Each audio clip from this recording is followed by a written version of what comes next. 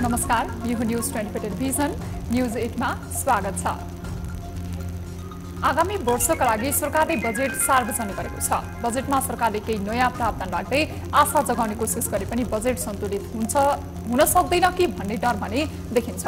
बजेटमा मृग कस्तुरी पाल्न दिनेदेखि सूचना प्रविधिका लागि निशुल्क स्थान उपलब्ध गराउने, लोकल मदिराको ब्रान्डिङ गर्ने, गाँजा खेती लगायत विद्युत उत्पादनलाई जोड दिन खोजिएको छ। यस्तै उद्यम गर्न चाहने र स्वरोजगार बन्न चाहनेलाई केही आशा जगाएको छ। तर के यस्तो कानून जनता मैत्री बन्न सक्ला? प्रश्न भने कायमै छ। सरकारले बजेटमा प्रधानमन्त्री छोरी कार्यक्रम, स्वर्गीय सीता दाहालको नाममा कलेज स्थापना लगायतका कुराहरू भने रहर पूरा गर्ने किसिमले आएका छन्। मुलुकको स्वास्थ्य, शिक्षा र मौलिक हकको अवस्थिति कमजोर बनिरहेका बेला पपुलिस्ट नारासहित आउन खोजेको बजेट र राष्ट्रिय योजना आएको अनुमान बाहिरको बजेटको स्रोत सुनिश्चित हुन सक्ला? चुनौती छ। करको दायरामा कति हरित कर प्रणाली अपनाउने कोसिस गर्न खोजिएको छ, तर यसैको नाममा अनावश्यक करको भार त थोपरिँदैन? आशंका कायमै छ। बजेट विश्वसनीयतामा समेत प्रश्न भने उठिरहेको छ। मुलुकको अर्थतन्त्रको आकार र बजेटको सीमामा तादम्यता मिल्न नसकेको प्रश्न देखिए पनि सरकारले केही आधार र सीमा तय गरेर यसको स्रोत सुनिश्चित गर्ने वातावरण सिर्जना गर्नुपर्नेछ। सरकारले सार्वजनिक गरेको बजेटले केही आशा र केही आशंका जन्माए पनि व्यापारीको मनोविज्ञानलाई समेट्ने गरी बजेट आएको भन्दै प्रश्न भने उठेको छ। सहकारी ठगीमा परेका पीडितको समस्या समाधानको विषयलाई पनि समावेश गरिए पनि यो कति व्यावहारिक हुन्छ हेर्न बाँकी छ।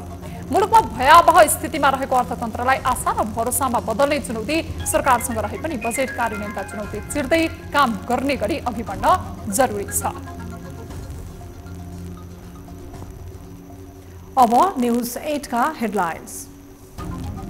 गणतन्त्र आजबाट 17औं वर्ष प्रवेश। देशभर विभिन्न कार्यक्रम गरिएर मनाइयो गणतन्त्र दिवस। गणतन्त्रको सुदृढ कार्यान्वयनबाटै समृद्धि हासिल गर्न सकिने प्रधानमन्त्रीको विश्वास।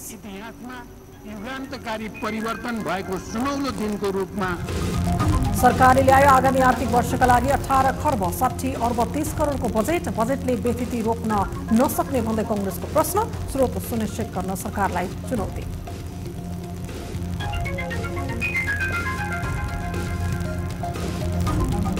शिक्षा र स्वास्थ्यमा बजेटको आकार बढ्यो। शिक्षामा झण्डै 11% रकमान्तर। प्रचण्ड पत्नीको नाममा कलेज स्थापनादेखि बिरामीको खातामा रकम जम्मा गर्ने सम्मका योजना। व्यक्तिहरू 1 लाख बराबरको रकम प्रदान गर्न रु 3 अर्ब विनियोजन गरेको छ। सहकारी ठगी प्रकरणमा संसदीय छानबिन समिति गठन। 7 सदस्यीय समितिमा नेपाली कांग्रेसबाट ईश्वरीदेवी नेउपाने र बद्री प्रसाद पाण्डे। बजेटमा सहकारीको आंशिक सम्बोधन।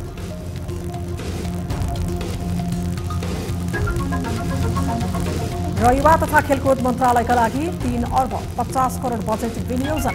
1 लाख युवाको रोजगारी सुनिश्चित गर्ने लक्ष्य। युवा पलायन रोक्ने कार्यक्रम आएन।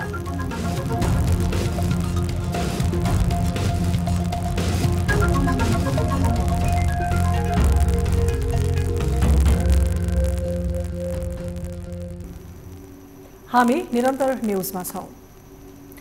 गणतन्त्र 17औं वर्ष प्रवेश गरेको छ। गणतन्त्रपछि नेपालले अनेक उतार चढाव भोगे पनि राजाको वंशीय शासन अन्त्य गर्दै जनताले चुनेका प्रतिनिधिहरू नै मुलुकको नेतृत्वमा पुग्ने व्यवस्था भएकाले पनि गणतन्त्रलाई विशेष ठानिन्छ।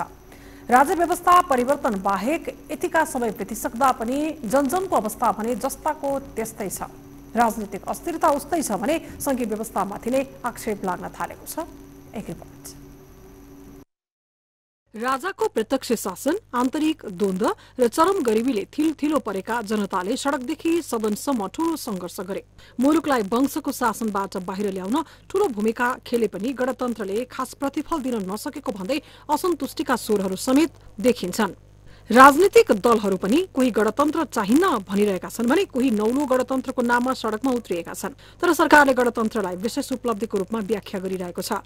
गणतन्त्रको अवसरमा आयोजित कार्यक्रमलाई सम्बोधन गर्दै प्रधानमन्त्री प्रचण्डले यसलाई विशेष दिन भनेका छन्। वंशवादी सामन्ती राजतन्त्रात्मक व्यवस्थाको अन्त्य गरी जनताद्वारा जनताका लागि शासन गर्ने संघीय लोकतान्त्रिक गणतन्त्रात्मक शासन व्यवस्था स्थापना भएको हो। यसर्थ आजको दिन नेपालको राजनीतिक इतिहासमा युगान्तकारी परिवर्तन भएको सुनौलो दिनको रूपमा अंकित भएको हामी सबैलाई ज्ञात नै छ। प्रचण्डले यस्तो जिकिर गर्दै गर्दा अर्थमन्त्री वर्षमान पुनले संसदमा समेत गणतन्त्रको बारेमा बखान गरेका छन्। उनले गणतन्त्र अघि र पछिको दृश्य र देशको अवस्थालाई चित्रण गर्दै आर्थिक वर्षको बजेट पेश गर्ने काम गरेका छन्। नागरिकको जीवनमा अनुभूतियोग्य परिवर्तन हासिल गर्ने योजनाको उद्देश्य पूरा गर्न सघाउ पुग्ने गरी बजेट तर्जुमा गरेको छु।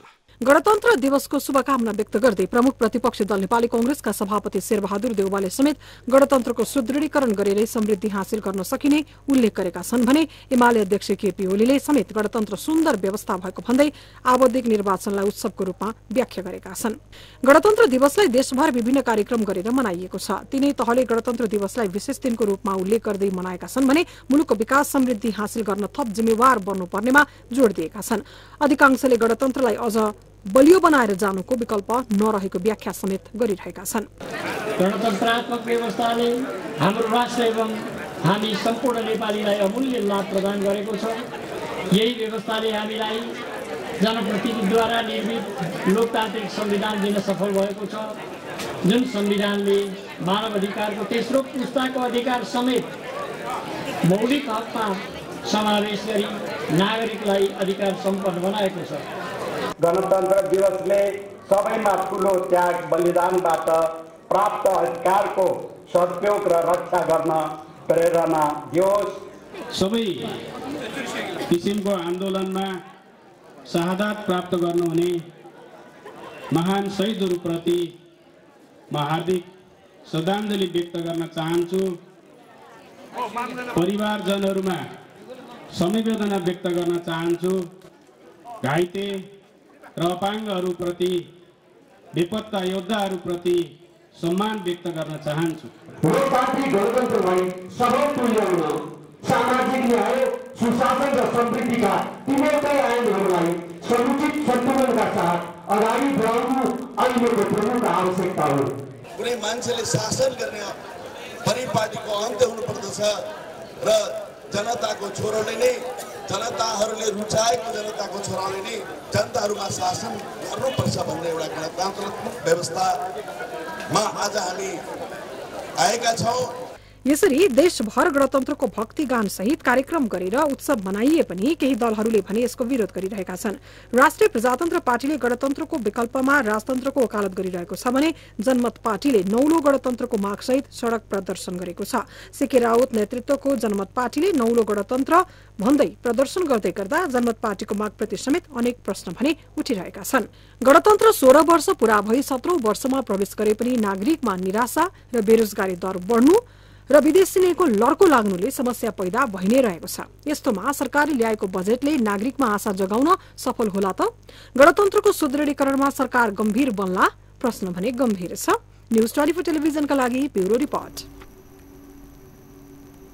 अर्थमन्त्री वर्षमान पुनले आर्थिक वर्ष 2081-82 को बजेटलाई सन्तुलित र मितव्ययी रूपमा प्रस्तुत गरेका छन्। सरकारले संसदमा प्रतिपक्षी दल नेपाली कांग्रेसको विरोध गरिरहेको अवस्थामा अर्थमन्त्री पुनले राजनीतिक दलहरूलाई सहमतिमा लिएर बजेट पेश गरेका छन्। सरकारले चालू आर्थिक वर्षको लक्ष्य अनुसार कर तथा राजस्व संकलन गर्न नसकेको अवस्थामा आर्थिक वर्षमा राजस्व असुलीको लक्ष्य भने वृद्धि गरेको देखिन्छ। एक रिपोर्ट। अर्थमन्त्री वर्षमान पुनले प्रमुख प्रतिपक्षी दल नेपाली कांग्रेस लगायतका दलहरूलाई विश्वासमा लिएर बजेट पेश गर्न सफल भएका छन्। सरकारले चालू आर्थिक वर्षमा राजस्वको लक्ष्य 12 खर्ब 48 अर्बको लिएको छ, तर आर्थिक वर्षको अन्ततिर आइपुग्दा पनि सरकारले करिब 9 खर्ब मात्र राजस्व उठाउन सकेको छ। सरकारले आगामी आर्थिक वर्षमा 12 खर्ब 60 अर्बको राजस्व असुलीको लक्ष्य लिएको छ। राजस्व असुलीमा सरकार कमजोर रहेको देखिन्छ। कर्मचारीको प्रभावकारिता कमजोर हुनु र निजी क्षेत्रका व्यापारी कर छल्न सक्रिय भएको हुँदा पनि सरकारको राजस्व चुहावट नियन्त्रणमा गम्भीर समस्या रहेको अर्थविदको भनाइ छ। राजस्वमा अलिकति लुपहोल भएको देखिन्छ। राजस्वमा चुहावट चाहिँ स्पष्ट रूपमा चुहावट देखिन्छ। त्यसमा भ्याट इफिसियन्सी रेसियो भन्छ, त्यो चाहिँ पहिला 52% सम्म थियो, जसको अर्थ हो कि कन्जप्सनको 52% क्याप्चर गरेको भ्याटले अहिले तपाईँको 46% सम्म लगभग झरिसकेको छ। भनेपछि यो सबैले के कुरा देखाउँछ भनेदेखि नेपालको राजस्व दुवै हिसाबले, एउटा प्राइभेट सेक्टरले पनि राजस्व छल्ने कुरा तपाईँको छल्ने काम भइरहेछ, अर्को चाहिँ ब्युरोक्रेसीले पनि राजस्वको चाहिँ चुहावटलाई रोक्न सकेका छैन। सरकारले चालु खर्चको आकारलाई समेत केही घटाएको छ। चालु आर्थिक वर्षमा सरकारले चालु खर्च 11 खर्ब 41 अर्ब विनियोजन गरेको थियो भने आगामी आर्थिक वर्षको बजेटमा चालु खर्चको आकार केही घटाएको छ। सरकारले आगामी आर्थिक वर्षको बजेटमा कर्मचारीको सेवा सुविधा, तलब भत्ता लगायतका कुनै पनि सुविधा वृद्धि नगरिकन अर्थमन्त्रीले बजेट मितिव्यय बनाउन खोजेको अर्थविदको भनाइ छ। पुँजीगत खर्च चाहिँ गतको भन्दा अहिले अलिकति बढेको छ। गत साल 3 खरब 2 अरबको थियो भने अहिले 3 खरब 52 अरबको छ। यसकारणले यसलाई चाहिँ मितिव्यय किन भन्न मिल्छ भनेदेखि पोलिटिकल दस्तावेज हो, पोलिटिकल प्रेसर हुँदा अलिकति खर्चमा वृद्धि गर्नुपर्ने हुन्छ। सरकारले सीमावर्ती नाकाहरूबाट भइरहेको राजस्व असुली चुहावट रोक्न नसक्दा पनि भारत तथा तिब्बत तर्फका नाकाहरूमा भन्सार तथा कर छलीको घटना बढेको देखिन्छ। सरकारले पुँजीगत खर्च बढाउन नसकेको अवस्थामा तिनै तहको खर्चमा बेरुजु तथा चुहावट बढेको हो। सरकारले बजेटको केही आकार बढाए पनि नियमित खर्च धान्नको लागि राजस्व असुलीमा दबाव पर्ने देखिन्छ। सरकारले कर तथा राजस्व उठाउन कर प्रशासन तथा राजस्व संयन्त्रलाई प्रभावकारी बनाउन नसक्दा व्यापारीले कर छली गर्ने र सीमावर्ती नाकाहरूबाट अवैध व्यापार र अनौपचारिक अर्थतन्त्रलाई सिस्टममा ल्याउन राज्यको सबै संयन्त्र इमानदार हुनुपर्ने देखिन्छ। न्यूज 24 टेलिभिजनका लागि टिभी जर्नलिस्ट नवराज चालिसेको रिपोर्ट। सरकारले आगामी आर्थिक वर्ष 2081-82 मा शिक्षा क्षेत्रको बजेट वृद्धि गरेको छ। आगामी वर्षका लागि शिक्षा क्षेत्रमा 2 खर्ब 3 अर्ब 66 करोड रुपैयाँ विनियोजन गरिएको छ। शिक्षामा केही नयाँ कार्यक्रम थप गरेर बजेट ल्याइएको हो। एक रिपोर्ट। चालू आर्थिक वर्ष 2080-81 का लागि शिक्षामा कुल 1 खर्ब 97 अर्ब 29 करोड रुपैयाँ छुटाइएको थियो, जुन कुल बजेटको 10.94% हो। आगामी आर्थिक वर्षमा केही नयाँ कार्यक्रम थपेको सरकारले शिक्षामा बजेट वृद्धि गरेको छ। अर्थमन्त्री वर्षमान पुनले मंगलबार सार्वजनिक गरेको बजेटमा आधारभूत शिक्षा पाउने बालबालिकाको हक सुनिश्चित गरी उच्च शिक्षालाई अनुसन्धानात्मक, नवप्रबन्धक र उत्पादनमुखी बनाउने जोड दिएको छ। विद्यार्थी परिचय पत्रलाई घटना दर्ता तथा सामाजिक सुरक्षा व्यवस्थापन सुरक्षा प्रणालीमा आबद्ध गराउने र विद्यार्थी भर्ना, स्थानान्तरण र छात्रवृत्ति कार्यक्रमलाई व्यवस्थित गरिने जनाइएको छ। साथै प्रारम्भिक बाल विकास केन्द्रको गुणस्तर वृद्धि गरिने र प्रारम्भिक बाल विकास केन्द्रमा कार्यरत 1500 शिक्षकलाई बुट क्याम्पमा सहभागी गराउने उल्लेख गरिएको छ। भूकम्पले क्षति पुर्याएका विद्यालय पुनर्निर्माण गर्ने तथा सबै सामुदायिक विद्यालयमा इन्टरनेट पुर्याउने विगत वर्षहरूदेखिकै प्रतिबद्धता यस पटकको बजेटमा पनि समेटिएको छ। सरकारले दिँदै आएको दिवा खाजा कार्यक्रमले निरन्तरता पाएको छ। कक्षा 5 सम्मका 30 लाख बालबालिकालाई दिवा खाजाका लागि 8 अर्ब 39 करोड रकम विनियोजन गरिएको छ।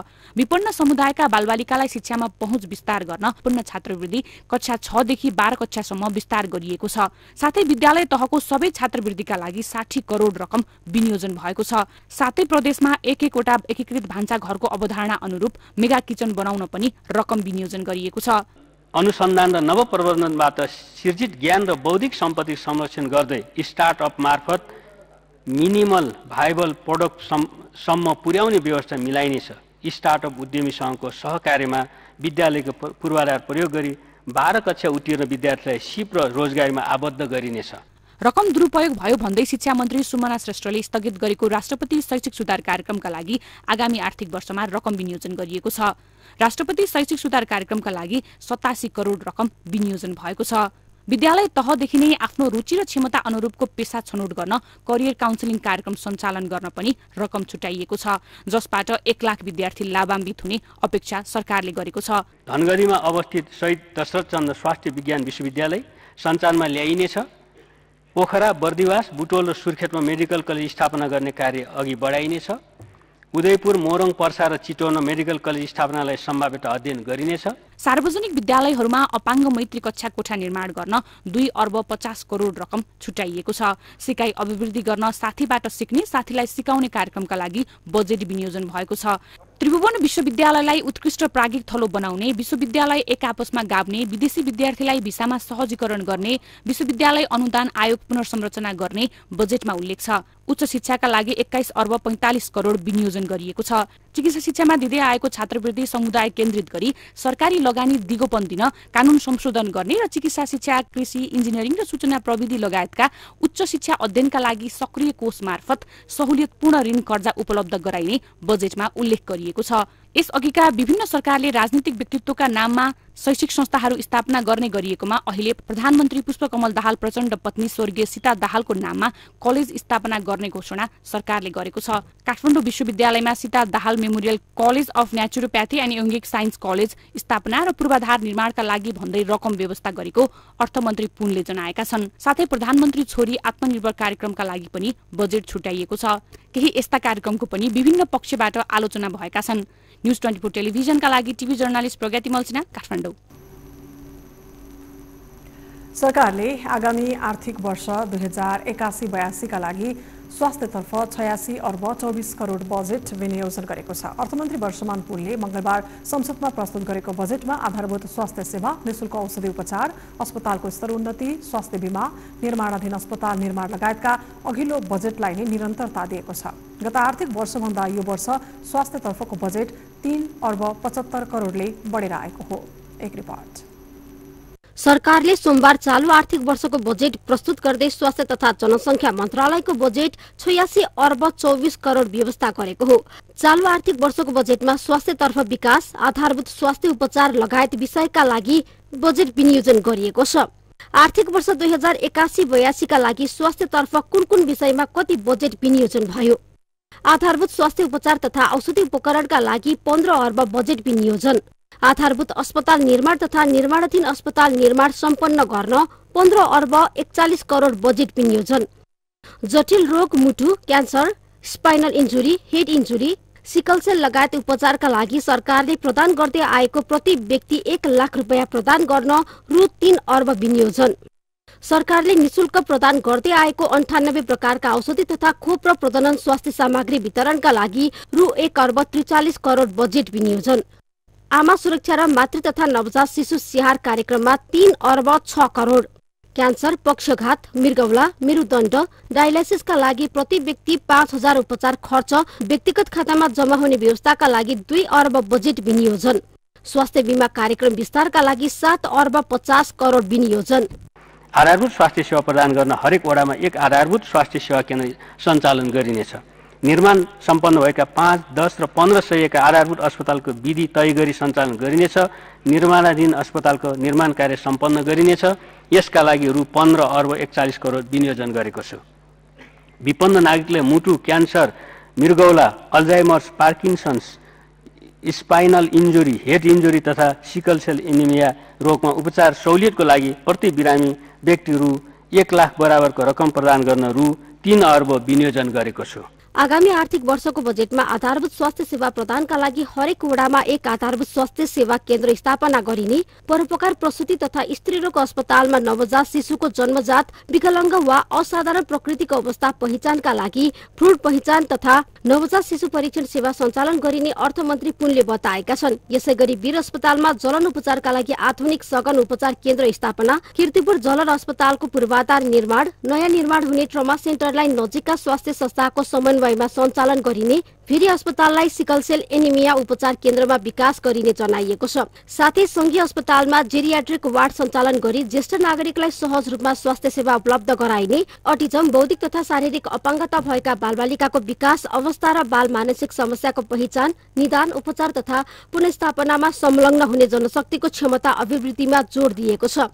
त्यस्तै कर्णाली, पोखरा, पाटन, राप्ती र बीपी कोइराला स्वास्थ्य विज्ञान प्रतिष्ठान तथा कोशी, नारायणी, भरतपुर, फेरि, डडेलधुरा र गजेन्द्र नारायण सिंह अस्पतालको क्षमता विकास गरी 500 शय्यामा स्तर उन्नति गरिने जनाइएको छ। सरकारले आयुर्वेद, प्राकृतिक चिकित्सा, योग, होमियोप्याथी, युनानी, अकुपञ्चर लगायत अन्य वैकल्पिक उपचार पद्धतिको विस्तार तथा प्रवर्तनमा जोड दिएको छ। साथै सिंहदरबार वैद्यखानाको विकास र विस्तार लगायतका विषयलाई पनि बजेटले प्राथमिकतामा राखेको छ। न्यूज 24 टेलिभिजनका लागि टिभी जर्नलिस्ट त्रिगुडा भट्टराई बस्नेत, काठमाडौँ। हामी निरन्तर न्यूजमा छौं।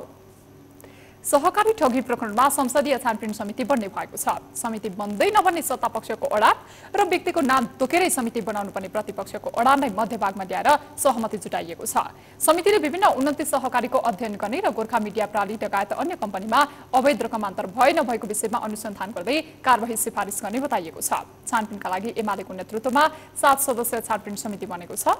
एक रिपोर्ट। सहकारी ठगी प्रकरणमा संसदमा चलेको लामो समयदेखिको विवाद समाधान भएको छ। राष्ट्रिय स्वतन्त्र पार्टीका सभापति समेत रहेका उपप्रधान एवं गृहमन्त्री रवि लामेछाने विरुद्ध संसदीय समितिको माग गर्दै आएको प्रमुख प्रतिपक्षी दल नेपाली कांग्रेसले अन्ततः रविको नाम उल्लेख नगरी समिति गठनका लागि राजी भएको छ। यता व्यक्तिको नाम तोकेर समिति नबन्ने अडानमा रहेको सत्ता पक्षले भने आंशिक जित निकालेको अर्थ लगाउन थालिएको छ। यस्तै सहकारी ठगी प्रकरणको छानबिन समितिले 29 वटा सहकारीको अनुसन्धान गर्नेछ भने गोर्खा मिडिया र अन्य कम्पनीमा सहकारीबाट रकम गए नगएको विषयमा समेत छानबिन गर्ने गरी टीओआर तयार पारिएको कानून मन्त्री पदम गिरीले जानकारी दिएका छन्। सहकारी संस्थाहरूबाट गोर्खा मिडिया नेटवर्क प्रणाली लगायत अन्य कम्पनी वा संस्थाहरूमा प्रभाव भएको रकमको स्थिति, सो रकम गैरकानूनी रूपमा प्रभाव भए नभएको र त्यस्तो गैर कानूनी वा अनुचित कार्यमा कोही संलग्न देखिएमा त्यस्ता व्यक्तिहरूको बारेमा अध्ययन छानबिन गरी जोखिममा परेको रकमको असुलीको उपाय र संलग्न देखिएका व्यक्तिहरूलाई कानून बमोजिम कारबाहीका लागि आवश्यक सिफारिस गर्ने भन्ने हामीले कार्यादेश यसको तय भएको छ। सहकारी ठगीमा संसदीय समिति बन्ने भएपछि समितिको माग गर्दै आएको कांग्रेसले यो विषयलाई अनुमोदन पनि गरिसकेको छ। हामीले अहिलेसम्म जे कुरा उठाउँदै आएका थियौं त्यसलाई सम्बोधन गरिएको छ। जस्तो उदाहरणका लागि देशभरिमा हजारौं सहकारी छन्, लाखौं लाख मानिसहरू सहकारीसँग जोडिएका छन्। सरकारी रेकर्ड हेर्दा नै 73 लाख मानिसहरू बचतकर्ताका रूपमा सहकारीका सदस्यका रूपमा सहकारीसँग जोडिएका छन्।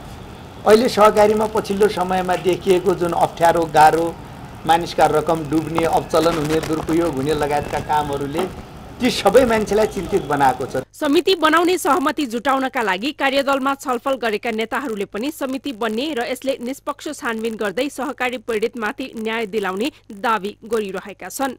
सिङ्गो संसदले कुन प्रकारले नीतिगत कानुनी पाटोबाट काम गर्न पर्छ भन्ने कुरा पनि एउटा हामी यहाँ बसेर अध्ययन गर्न सक्छौं। त्यसले एउटा नयाँ निकासका लागि सहकारी भित्रका देखेका समस्याहरूलाई दिगो समाधानका लागि एउटा उपयुक्त उपाय निकाल्न जान सकिन्छ भन्ने लाग्छ। त्यो विश्वासका साथ अब काम गर्ने दौरानबाट नै अब धेरै कुराहरू हामी पनि भन्न सक्छौँ। त्यसो हुँदाखेरि एउटा विश्वासका साथ यो समितिले काम गर्न सक्छ, त्यो काम गर्ने सामर्थ्य यसले राख्छ। हामीलाई के विश्वास छ भने यति लामो चाहिँ छलफल गरेर सहमति गरिसकेपछि सहमति अनुसार नै अगाडि बढ्छ। गोर्खा मिडिया नेटवर्क लगायत जुनसुकै कम्पनीमा यदि सहकारीको पैसा अपचलन भएको छ भने त्यसका बारेमा छानबिन गरेर गैरकानूनी रूपमा भएको र अपचलन भएको विषयलाई चाहिँ हामीले कारबाहीको दायरामा ल्याउने गरी एउटा सहमति गरेका छौं। यसमा कुनै पनि व्यक्ति छुट्न सक्दैन। सत्तापक्ष र प्रतिपक्षले चाहिँ आफू अनुकूल व्याख्या गरेर हजुर यसमा विवाद आउने अवस्था त्यस्तो देखिएको छैन। अहिले एकदमै सौहार्दपूर्ण ढंगले सबै प्रमुख दलका शीर्ष नेताहरू सहितको बैठकमा बसेर टुङ्ग्याएको भएर त्यस्तो विवाद आउँदैन। संसदीय छानबिन समिति बन्ने भएपछि कांग्रेसले उठाउँदै आएको मागमा सत्तापक्षले रणनीतिक रूपमा जित निकालेको बताउन थालिएको छ।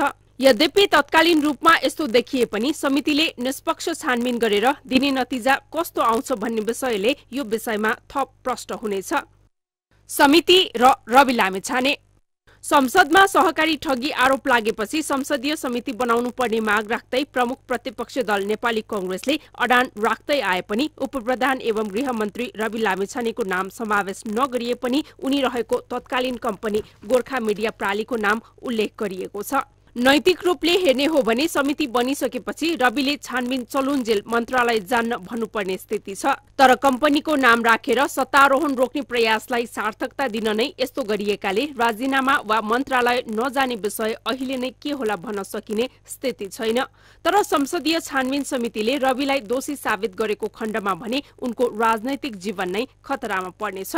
तर कांग्रेसले आरोपका लागि आरोप मात्र लगाएर यति लामो समय संसदलाई निकम्मा बनाएको देखिए कांग्रेसको विश्वसनीयता थप कमजोर बनेछ, जुन विषय अब दुवै पक्षका लागि परीक्षाको रूपमा आएको छ। न्यूज 24 टेलिभिजनका लागि ब्युरो रिपोर्ट।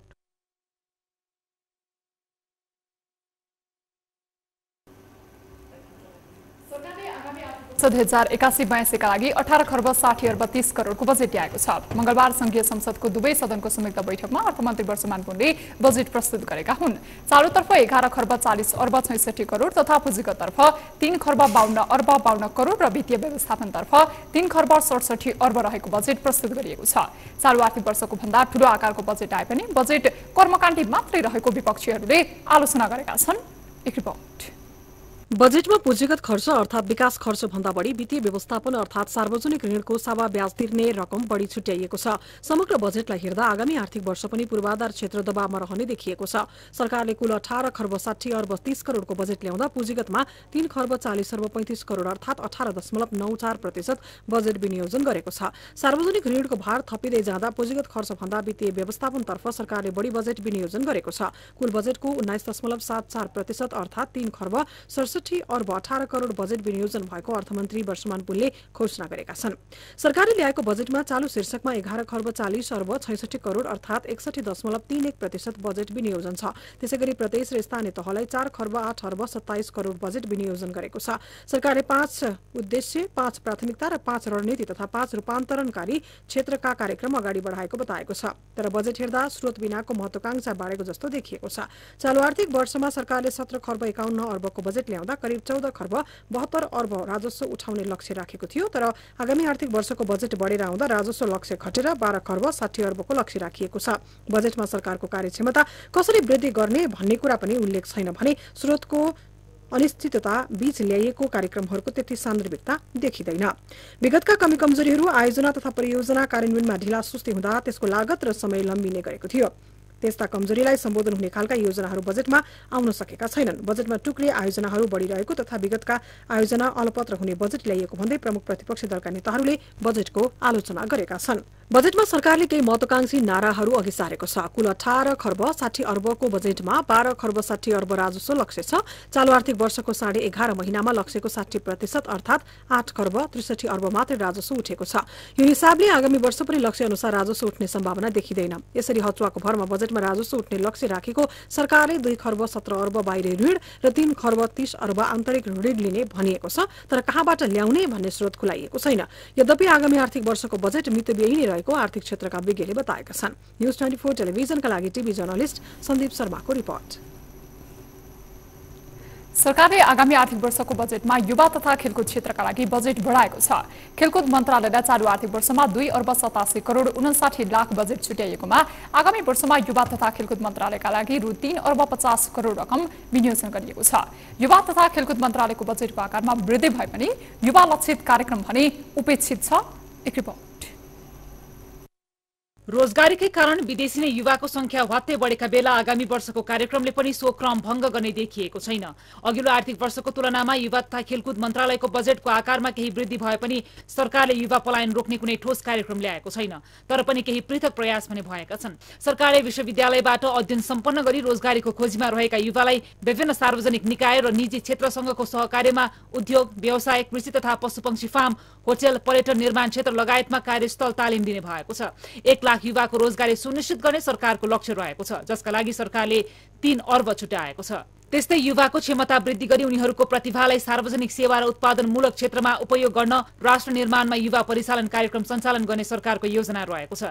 यो सँगै स्वास्थ्य, शिक्षा, पर्यटन, कृषि, सूचना प्रविधि क्षेत्रका 1000 युवालाई फेलोशिप प्रदान गरिने भएको छ। सरकारले युवामा उद्यमशीलता प्रवर्धन गर्न कर्जा प्रवाहमा सहज र सरल पहुँच पुर्याउने भएको छ। स्वास्थ्य, शिक्षा, पर्यटन, कृषि, सूचना प्रविधि क्षेत्रका 1000 युवालाई फेलोशिप प्रदान गरिनेछ। फेलोशिप प्रदान गर्न निजी क्षेत्रलाई समेत प्रोत्साहन गरिनेछ।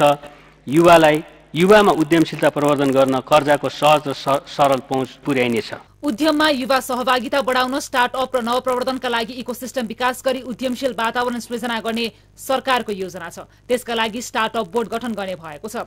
स्टार्टअप उद्यमीको वित्तीय आवश्यकताका लागि रु 1 अर्बको नेपाल स्टार्टअप कोष स्थापना गरिएको छ। युवाको उद्यमशील सोचलाई व्यवसायमा रूपान्तरण गर्न प्रत्येक प्रदेशमा बिजनेस इन्क्युबेसन सेन्टर सञ्चालन गर्ने सरकारको लक्ष्य रहेको छ। यस्तै सरकारले सबैका लागि खेलकुदको अवसर सृजना गर्ने भएको छ। आगामी आर्थिक वर्षमा अन्तर्राष्ट्रिय खेलकुद प्रतियोगितामा उत्कृष्ट नतिजा भित्र्याउनका लागि खेलाडीलाई प्रोत्साहन गरिने सरकारको योजना रहेको छ।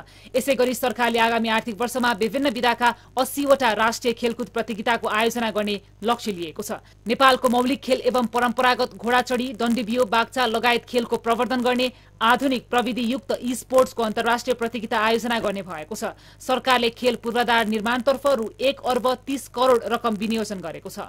न्यूज 24 टेलिभिजनका लागि टिभी जर्नलिस्ट एलिसा रियाल, काठमाडौँ। न्यूजहरू अझै बाँकी नै छन्, अब पालो ब्रेकको। बजेट मंगलबार संसद बैठकमा प्रस्तुत गर्दै अर्थमन्त्री वर्षमान पुनले लक्ष्यको सार्वजनिक गरेका हुन्। सरकारले 1 अर्बको स्टार्टअप कोष खडा गर्ने अर्थमन्त्रीको घोषणा छ। आगामी आर्थिक वर्ष 2081-82 का लागि बजेट घोषणा गर्दै अर्थमन्त्री वर्षमान पुनले स्टार्टअप बोर्ड गठन गरिने तथा 1 अर्बको स्टार्टअप कोष खडा गर्ने घोषणा गरेका हुन्। सहकारी ठगीबारे अध्ययन गर्न 7 सदस्यीय संसदीय छानबिन समिति गठन भएको छ। समितिलाई 3 महिनाको कार्यादेश दिएको छ। समितिले समस्याग्रस्त र सार्वजनिक रूपमा प्रश्न उठेका सहकारीको छानबिन गर्ने जनाइएको छ। सहकारी संस्था बचत रकम दुरुपयोगका सम्बन्धमा संसदीय छानबिन विशेष समितिले 29 वटा सहकारीका सम्बन्धमा छानबिन गर्ने भएको छ। समस्याग्रस्त र सार्वजनिक रूपमा प्रश्न उठेका सहकारी संस्थाहरूको छानबिन गरिने भएको हो।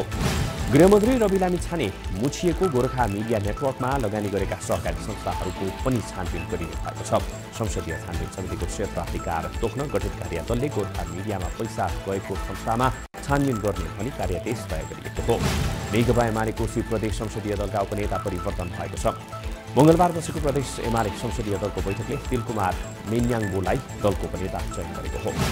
सैनिक मञ्च टुडीखेलमा मंगलबार भव्य कार्यक्रम गरी 17औं गणतन्त्र दिवस मनाइएको छ। समारोहमा राष्ट्रपतिदेखि प्रधानमन्त्री, मन्त्री तथा उच्च पदस्थ कर्मचारीको उपस्थिति रहेको थियो।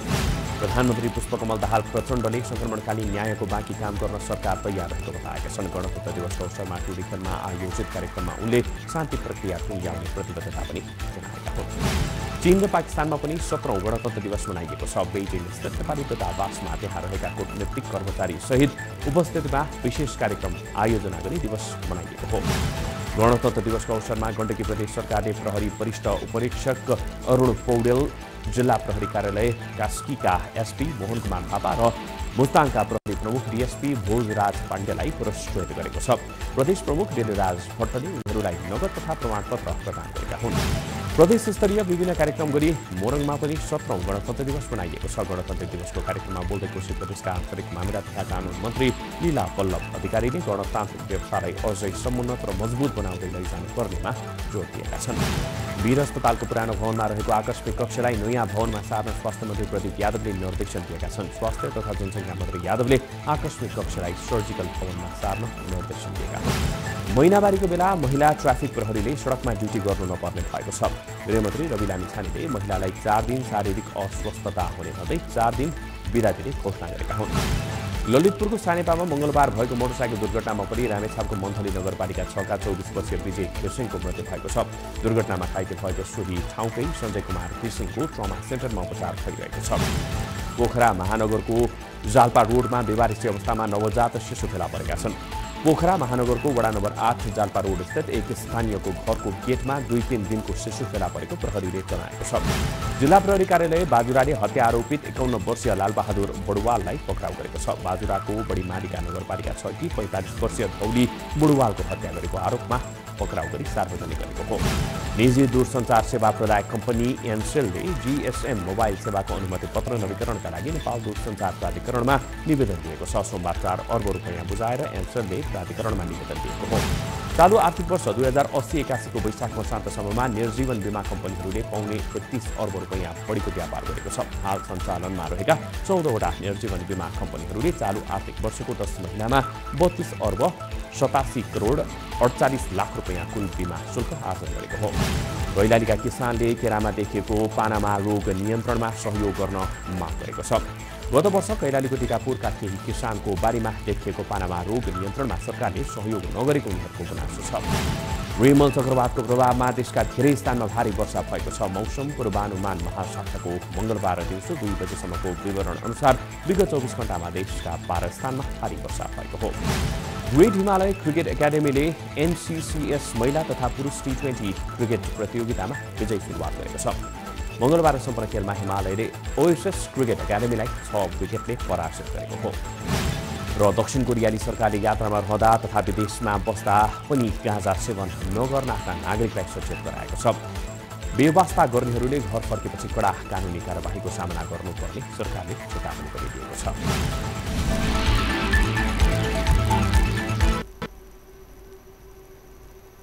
न्युजहरू अझै बाँकी छन्, अब पालो ब्रेकको।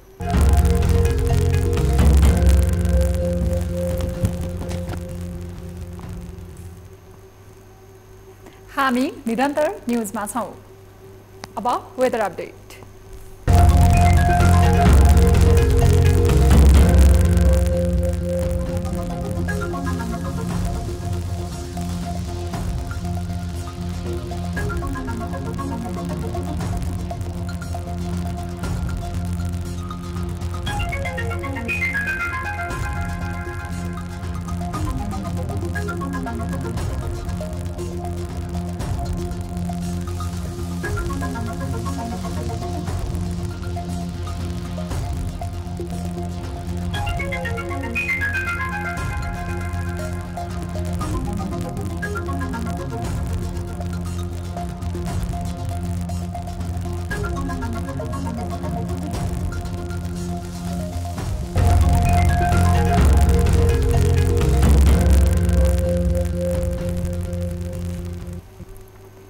अब न्यूज 8 को अन्त्यमा पुनः हेडलाइन्स। गणतन्त्र आजबाट 17औं वर्ष प्रवेश। देशभर विभिन्न कार्यक्रम गरेर मनाइयो गणतन्त्र दिवस। गणतन्त्रको सुदृढ कार्यान्वयनबाटै समृद्ध हासिल गर्न सकिने प्रधानमन्त्रीको विश्वास। राजनीतिक इतिहासमा युगान्तकारी परिवर्तन भएको सुनौलो दिनको रूपमा सरकारले ल्यायो आगामी आर्थिक वर्षका लागि 18 खर्ब 60 अर्ब 30 करोडको बजेट। बजेटले व्यथिति रोक्न नसक्ने भन्दै कांग्रेसको प्रश्न। स्रोत सुनिश्चित गर्न सरकारलाई चुनौती।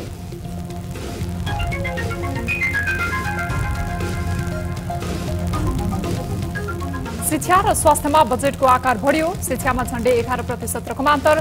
प्रचण्ड पत्नीको नाममा कलेज स्थापनादेखि बिरामीको खातामा रकम जम्मा गर्ने सम्मका योजना। बिरामी व्यक्तिहरू 1 लाख बराबरको रकम प्रदान गर्न रु 3 अर्ब विनियोजन गरेको छु। सहकारी ठगी प्रकरणमा संसदीय छानबिन समिति गठन। 7 सदस्य समितिमा नेपाली कांग्रेसबाट ईश्वरी देवी नेपाली र बद्री प्रसाद पाण्डे। बजेटमा सहकारीको आंशिक सम्बोधन।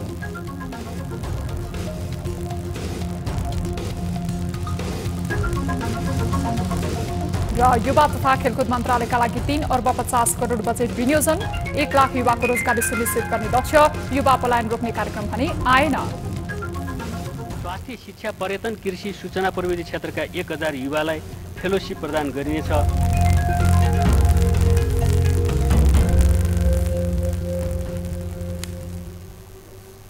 न्यूज 8 अहिलेलाई यति नै। जाँदा जाँदै ताली र गालीका लागि हामीले सोधेको प्रश्नको अन्तिम नतिजा। यसपछि प्रसारण हुने कार्यक्रम सीधा कुरा जनतासँगमा हेर्न नभुल्नुहोला। थप न्यूजका लागि हाम्रो वेबसाइट www.news24nepal.com हेर्नुहोला। साथै हामीलाई फेसबुक, ट्विटर र युट्युबमा पनि फलो गर्न सक्नुहुनेछ। यस्तै मोबाइल, भाइबर, इमेलबाट 24 हेल्प डेस्कमा समस्या र गुनासो गर्न सक्नुहुनेछ। अहिलेलाई बिदा दिनुहोस्। हामी निरन्तर न्यूजमा छौं। नमस्ते।